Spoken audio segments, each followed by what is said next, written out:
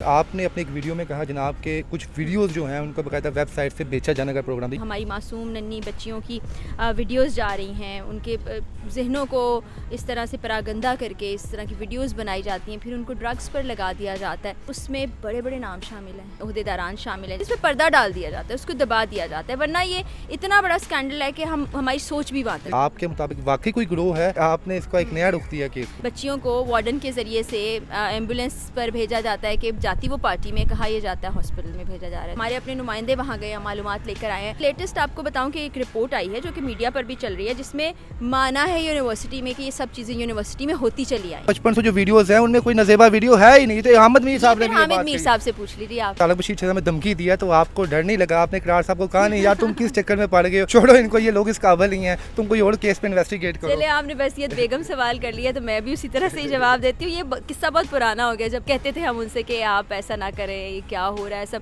اب تو اتنی دھمکیاں آتی ہیں کہ مجھے لگتا ہے ان کو بھی عادت ہوگی اور ہم لوگ جی السلام علیکم ناظرین، میں ہوں آپ کا میزبان ارتضیٰ بٹ اور آپ دیکھ رہے ہیں آر پی پرسنل۔ ناظرین ہمارے ساتھ فرا اقرار صاحبہ موجود ہیں، ان سے آج گفتگو کریں گے بہارپور یونیورسٹی کیس کے اوپر۔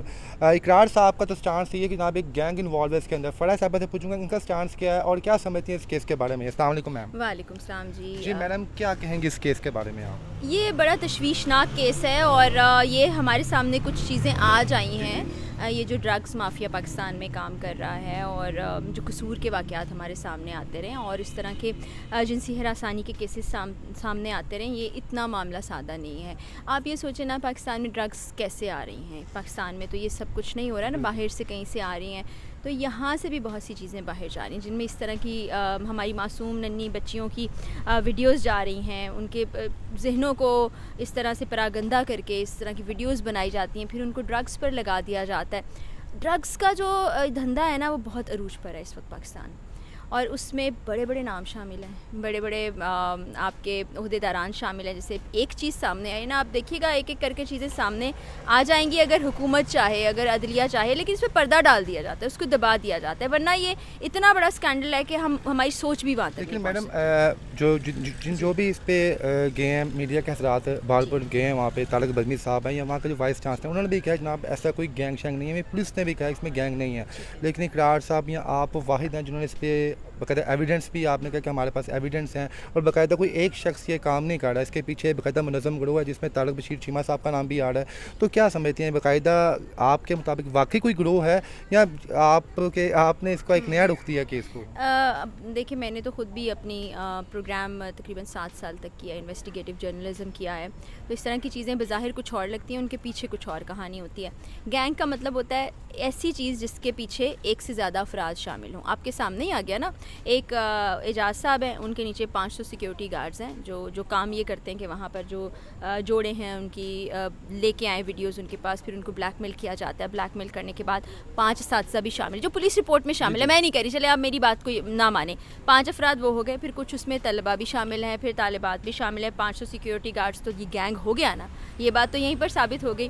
یہ گینگ صرف یونیورسٹی میں نہیں، اس کے باہر کام کرتا ہے۔ اس کی مثال میں آپ کو دیتی ہوں، بچیوں کو وارڈن کے ذریعے سے ایمبولینس پر بھیجا جاتا ہے کہ جاتی وہ پارٹی میں، کہا یہ جاتا ہے ہاسپٹل میں بھیجا جا رہا ہے، تو پھر بیرونی ہاتھ بھی اس میں ملوث ہو گئے۔ آپ نے باقاعدہ اس میں انویسٹیگیٹ کیا ہے، خود آپ کے پاس ایویڈنس ہیں یا کوئی وکٹمز نے آپ کے ساتھ رابطے کیے ہیں باقاعدہ؟ وکٹمز سے ہمارے رابطے نہیں ہو سکے، لیکن جو لوگ یہ کام کرتے ہیں، یونیورسٹی کے اندر کام کرنے والے، جن کی آنکھوں کے سامنے یہ ہوتا رہا ہے، ان سے ہم تک معلومات پہنچی ہے۔ ہمارے اپنے نمائندے وہاں گئے ہیں، معلومات لے کر آئے ہیں، لیکن اب یہاں پر لوگ سامنے آتے ہوئے ڈرتے ہیں، کیونکہ ان کے دلوں میں بھی خوف ہے کہ اگر ہم بات کر دیں گے سامنے آ کے، ہمارے چہرے پہچان میں آ جائیں گے، تو ہمارے ساتھ کیا ہوگا، کیونکہ ہم نے دیکھا ہے یہاں ہوتا ہے، مگر یہ سب حقائق ہیں۔ یہ ذمہ داری بنتی ہے ادارے کی، جو کہ اب تک ڈینائی کر رہا ہے۔ اچھا، ابھی لیٹسٹ آپ کو بتاؤں کہ ایک رپورٹ آئی ہے جو کہ میڈیا پر بھی چل رہی ہے، جس میں مانا ہے یونیورسٹی میں کہ یہ سب چیزیں یونیورسٹی میں ہوتی چلی آئیں۔ آپ وہ رپورٹ بھی دیکھ لیجیے، پڑھ لیجیے، پھر پولیس رپورٹ کو پڑھ لیجیے، آپ کے سامنے سارے حقائق آ جائیں گے۔ ایک عام آدمی سمجھ سکتا ہے، تو پھر انتظامیہ، عہدیدار، حکومت اور عدالت کیوں نہیں سمجھ سکتی؟ میڈم آپ کو لوگ سنتے ہیں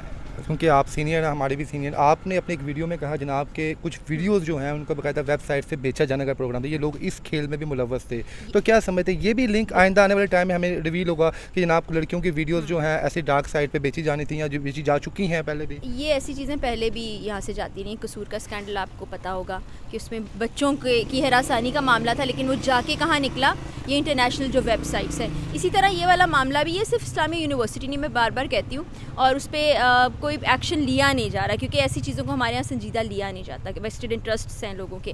تو یہ نہ صرف لوگوں کو نوازنے کے لیے سب کیا جاتا ہے, اس طرح کی ویڈیوز بنانے کا مقصد مطلب ذرا کوئی مجھے سمجھا دے اگر کوئی اور ہے تو. اس طرح بلیک میل کر کے نشے میں ان کی ویڈیوز بنائی جاتی ہیں, کہاں کہاں پائی جاتی ہیں وہ ابھی تک آپ لوگوں کے سامنے نہیں آیا. جس دن سامنے آئے گا نا پاکستان سب سے اہم سوال جو اس وقت اٹھایا جا رہا ہے, اقرار صاحب وہ اتھینٹک بندے ہیں جن کو لاکھوں کروڑوں لوگ سنتے ہیں کیونکہ انہوں نے اپنی آدھی سے زیادہ زندگی جو ہے انویسٹیگیٹو کرائم پروگرام میں گزاری ہے.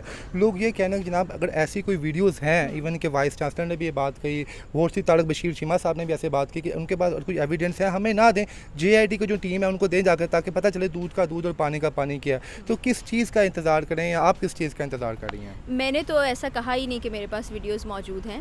میں نے تو جو میرے پاس انڈر گراؤنڈ سچویشن چل رہی ہے اس کی رپورٹس آ رہی ہیں, اپنے لوگوں کے ذریعے سے معلومات آ رہی ہیں, جو ثبوت اقرار کے پاس موجود ہیں. بینگ اے صحافی وہ اس کو پوسٹ کر رہے ہیں, انہوں نے اپنے یوٹیوب پر بھی پوسٹ کیا ہے, اس کے حوالے سے مزید چیزیں بھی وہ اکٹھی کر رہے ہیں. ہو سکتا ہے JIT سے بھی ان کا رابطہ ہو کیونکہ ہر صحافی کے اپنے کام کرنے کا ایک الگ انداز ہوتا ہے, وہ کسی کو بتاتا نہیں ہے اور ریویل بھی نہیں کرتا ہے. تو انہوں نے ایویڈنس کے بغیر بات نہیں کی. اور 5500 ویڈیوز, خدا کا خوف کرے, وہ آپ کے لیے کم ہے؟ ایک موبائل فون سے نکل آئی. نے بھی اپنے ایک ٹویٹ میں یہ کہا کہ وہ 5500 جو ویڈیوز نکلی ہیں اس میں گارنٹیڈ نہیں ہے کہ وہ یونیورسٹی کی طالبات کی ہیں یا نہیں ہے. اب ایک طرف حامد میر صاحب ہیں, انہوں نے بھی یہ بات کی ہے, وہ بھی سینئر صحافی ہیں, دوسرے اقرار بھائی ہیں, تو عوام کس کی بات مانیں؟ دیکھیں یہ تو کسی نے بھی نہیں کہا کہ وہ 5500 ویڈیو صرف طالبات کی ہیں. انہوں نے تو یہ بھی کہا کہ 5500 جو ویڈیوز ہیں ان میں کوئی نازیبہ ویڈیو ہے ہی نہیں. تو حامد میر صاحب نے بھی حامد میر صاحب سے پوچھ لیجیے, آپ حامد میر صاحب سے پوچھ لیجیے. تو آپ کیا سمجھتے ہیں جناب کو سینئر صحافی جو ہوتے ہیں پھر ایک گروہ یہ بات کرے گا, دوسرا گروہ یہ بات کرے گا, عوام بیچاری کس کی بات سنے گی؟ کیونکہ کس کی بات سنیں؟ یہ دیکھیں یہ تو حقیقت ہے ڈرگس کا استعمال ہو رہا ہے, یہ تو حقیقت ہے نازیبہ ویڈیوز بنائی جا رہی ہیں, یہ تو حقیقت ہے کہ ہماری یونیورسٹیز کیا گھروں تک یہ چیزیں پہنچ پائی ہیں. اس پر پردہ ڈال دینا یا آنکھیں بند کر دینا بالکل کبوتر کی مثال ہے جو آنکھیں بند کر کے بیٹھا ہے. اس میں کوئی بھی اپنا سٹینس لیتا ہے اور اگر وہ غلط سٹینس لیتا ہے تو وہ اس قوم کے ساتھ غلط کر رہا ہے. تو میں تو بار بار حکومت اور عدلیہ سے یہی گزارش کر رہی ہوں, یہ میرا اپنا سٹینس ہے, کسی کا اس سے متفق ہونا ضروری نہیں ہے, لیکن میں اس کو سچ اور حق سمجھتی ہوں اس لیے میں اس پر قائم. میڈم اب آپ ایز اے جرنلسٹ ہیں, اقرار صاحب کی وائف نے تو سوال پوچھوں گا, طارق بشیر چیمہ میں دھمکی دیا تو آپ کو ڈر نہیں لگا؟ آپ نے اقرار صاحب کو کہا نہیں یار تم کس چکر میں پڑ گئے ہو, چھوڑو ان کو, یہ لوگ اس قابل ہی ہیں, تم کوئی اور کیس پہ انویسٹیگیٹ کرو؟ چلے آپ نے بحیثیت بیگم سوال کر لیا تو میں بھی اسی طرح سے ہی جواب دیتی ہوں. یہ قصہ بہت پرانا ہو گیا, جب کہتے تھے ہم ان سے کہ آپ ایسا نہ کریں, یہ کیا ہو رہا ہے سب. اب تو اتنی دھمکیاں آتی ہیں کہ مجھے لگتا ہے ان کو بھی عادت ہوگی اور ہم لوگ. اقرار بھائی کیسے سکون دلاتا ہے, اٹس اوکے میں ہینڈل کر لوں گا. اچھا کرتے نہیں, آپ کو یقین ہو گیا ہوا کہ یار بھائی مننا تے ہے نہیں, وہ ان کے اندر جو پیشن ہے, جو جذبہ ہے, اور جس طرح سے وہ دھڑلے سے سچ بولتے ہیں وہ آپ سب لوگ دیکھتے ہیں. میں اپنی کیا بات کروں, میں تو گھر کے لوگوں کی بات الگ ہوتی ہے, آپ لوگ خود دیکھتے ہیں. تو جس انسان میں کوئی خوف نہ ہو, وہ حق کے ساتھ کھڑا ہو, تو اس نے ڈرنا کیا ہے. اور بات یہ ہے, ایک دیکھیں نا بحیثیت مسلمان ہم سب کا ماننا ہے ایک دن اس دنیا سے چلے جانا ہے, تو آپ حق کے ساتھ کھڑے ہو کے جائیں گے تو کیا ہی بات ہے. اور میم یہ بتا دیں کہ اسلامیہ یونیورسٹی بہاولپور تو ہمارے سامنے آئی ہے, میڈیا پہ لیکس ہوئی ہے, کیا آپ کو لگتا ہے کہ باقی یونیورسٹیز میں سب کچھ چل رہا ہے اور وہاں پہ بھی انویسٹیگیٹ ہونی چاہیے, وہاں پہ بھی طلبہ سے پوچھا جانا چاہیے؟ طلبہ سے نہیں پوچھا جانا چاہیے, وہ تو بچے ہیں, چھوٹے ہیں. آپ کوئی غلطی کریں گے نا تو آپ سے چھوٹے ہوں گے تو آپ سے نہیں, بڑوں سے پوچھا جائے گا کہ اس سے آپ نے سرزنش کیوں نہیں کی جب یہ چھوٹا تھا.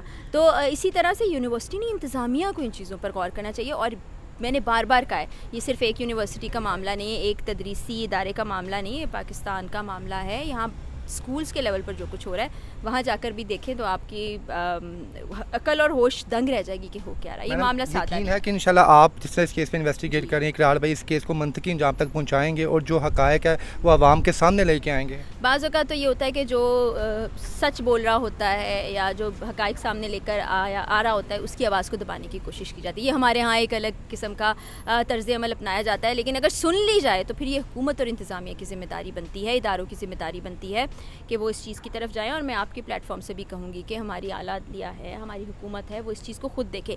کہ ویسٹ میں دیکھیں نا چیزیں ہوتی ہیں, حکومت اس پر ایک موقف رکھتی ہے اور حکومت لاء کے مطابق سزائیں دیتی. جب تک وہ نہیں ہونے لگا تو یہ سسٹم ٹھیک نہیں ہوگا. میڈم آخر میں ینگسٹرز کے لیے کوئی پیغام دوں گی, آپ ینگسٹر کی آواز بنتی ہیں ہمیشہ ان کے لیے, تو ان کے لیے کوئی پیغام؟ ینگسٹرز ہمارے قوم کا مستقبل ہیں, بڑا اچھا کام کر رہے ہیں. جو بھی کام کریں کبھی زندگی میں شارٹ کٹ مت اپنائیں, منفی چیزوں سے دور رہیں, زندگی میں پازیٹیوٹی کو لے کر آئیں, اور جو لگن آپ کے اندر ہے اگر محنت سے کام کریں گے کرتے چلے جائیں گے, لیکن غلط راستہ آپ نے اور استعمال ان لوگوں کے لیے بھی آخری پیغام جو اقرار صاحب پہ تنقید کرتے ہیں؟